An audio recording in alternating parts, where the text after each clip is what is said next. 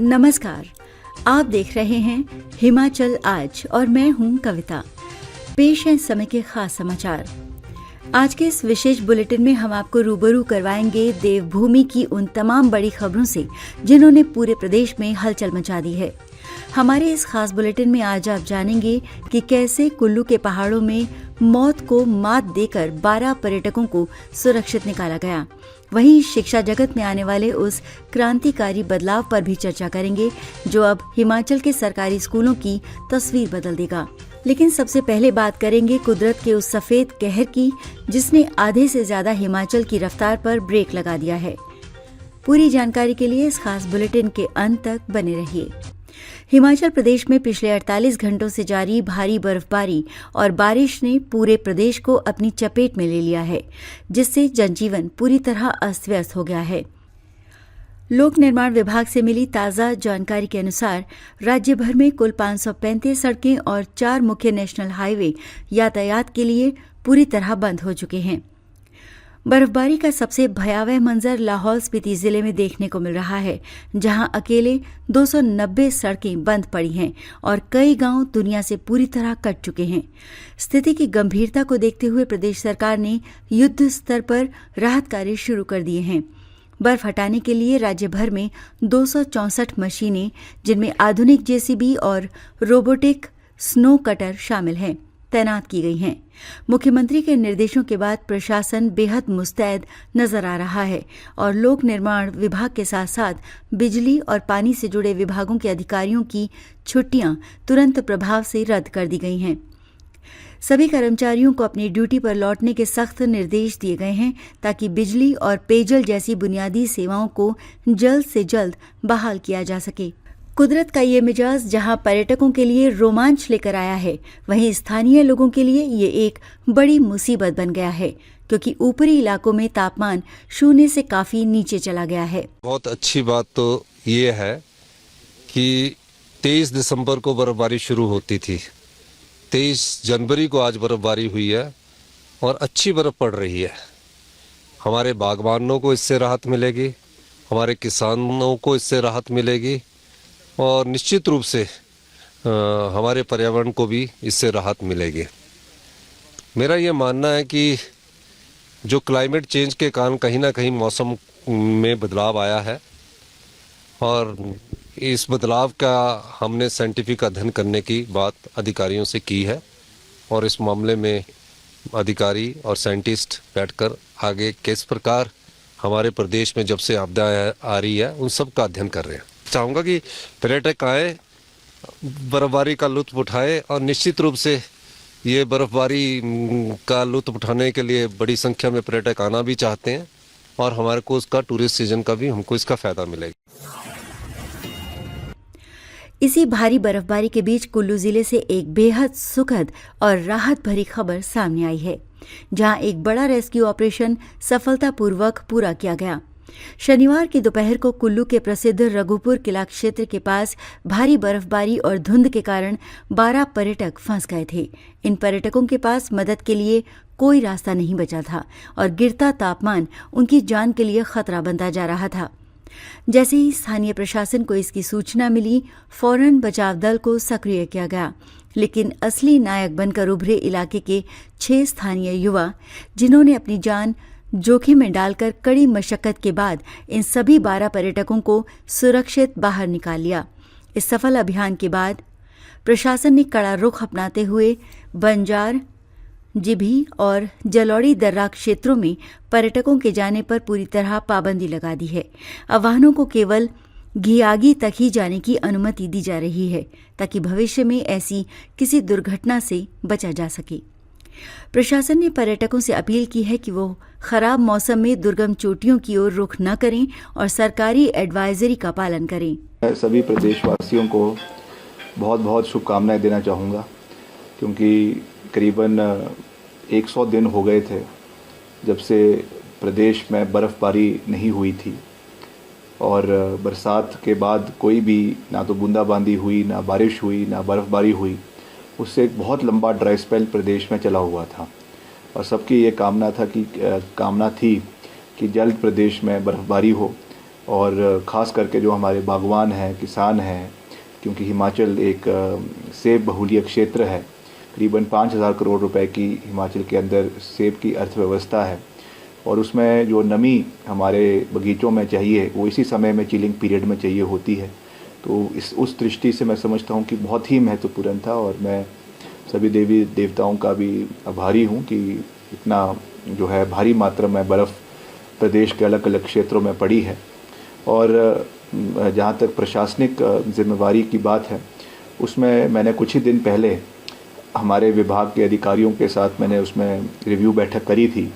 हालांकि उस समय इन एंटिसिपेशन में था, मगर फिर भी हमने कहाँ पे हमारी मशीन्स लगनी हैं, कहाँ पे हमारे सड़कें जो हाई एरियाज़ में हैं जो बंद हो सकती हैं, उनके बारे में हमने चर्चा करके पहले से ही डिप्लॉयमेंट करी थी।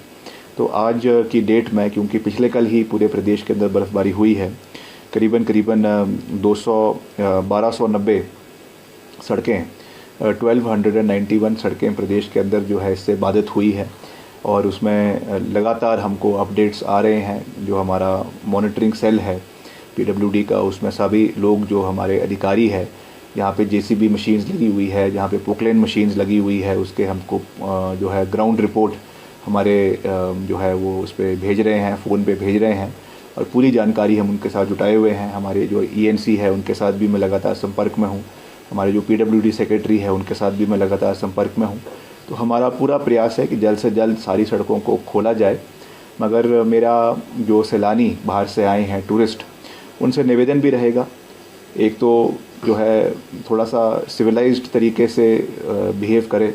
कुछ वीडियोस वायरल हुई जिसमें जिस तरीके का दृश्य देखने को मिले हैं, मैं समझता हूँ कि वो देव संस्कृति के बिल्कुल खिलाफ़ है और इस तरीके की अगर चीज़ें वो यहाँ पे आके करेंगे और जो है वो, तो मैं समझता हूँ कि वो हमारी समाज के लिए एक अच्छा संदेश नहीं है और उस पर पुलिस को भी मैं समझता हूँ कि कार्रवाई करनी चाहिए, क्योंकि इस तरीके की चीज़ें हुगलिनिज़म नहीं होना चाहिए। हम सबका स्वागत करते हैं, जो भी टूरिस्ट आ रहे हैं यहाँ की जो खूबसूरती है उसको देखें, यहाँ की बर्फ़बारी को देखें, मगर कोई भी ऐसा काम ना करे जिससे सारा समाज जो है वो शर्मसार हो जाए। और दूसरी बात मैं कहूँगा कि आप पैनिक ना करें।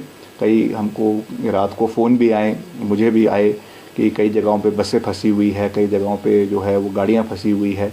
तो मैंने तुरंत उसके बारे में जो है वो अधिकारियों से बात करी। कुछ सिलाई के कुछ जो हमारे साथी थे जो ट्रांसपोर्ट में बस में फंसे हुए थे, उनके मुझे फ़ोन आया। मैंने चीफ इंजीनियर से बात करी और उनको वहाँ पे रात को ठहराने का, शिलाई और हरिपुर धार के बीच में उनको ठहराने का कार्य किया।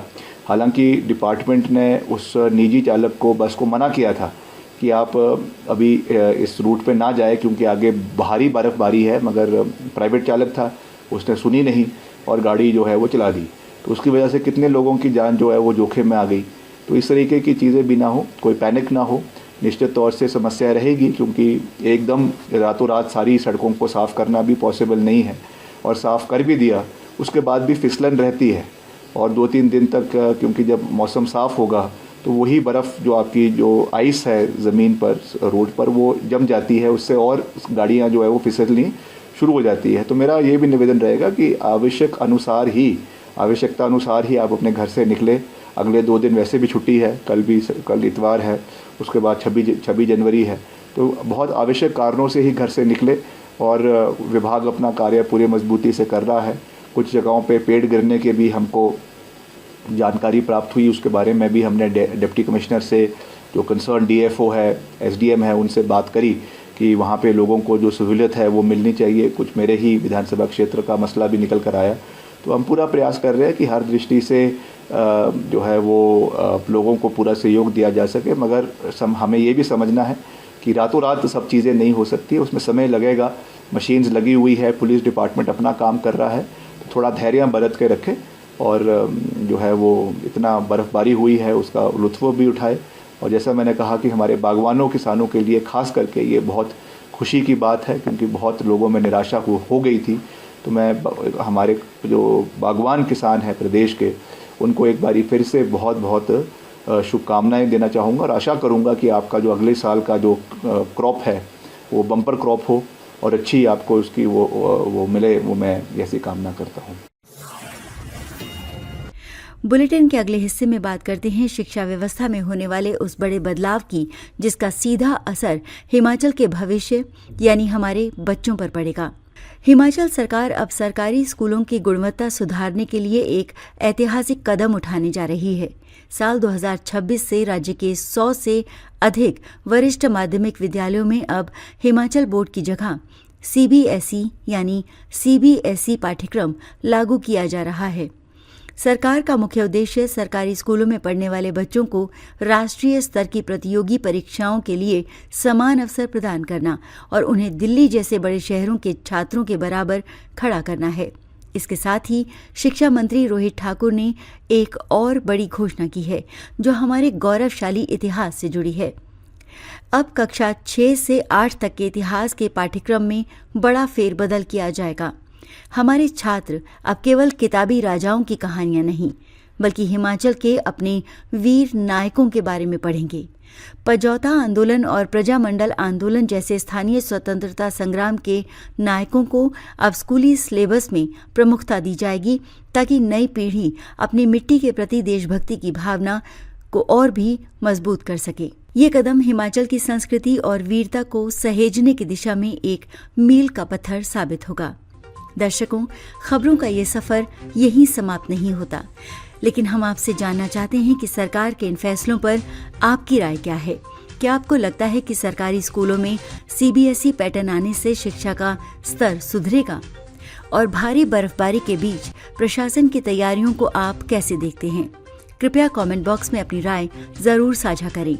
साथ ही हमें ये भी बताएं कि आप हिमाचल के किस जिले या शहर से हमारा ये बुलेटिन देख रहे हैं, क्योंकि आपके विचार और आपकी भागीदारी हमारे लिए बहुत ज़रूरी है।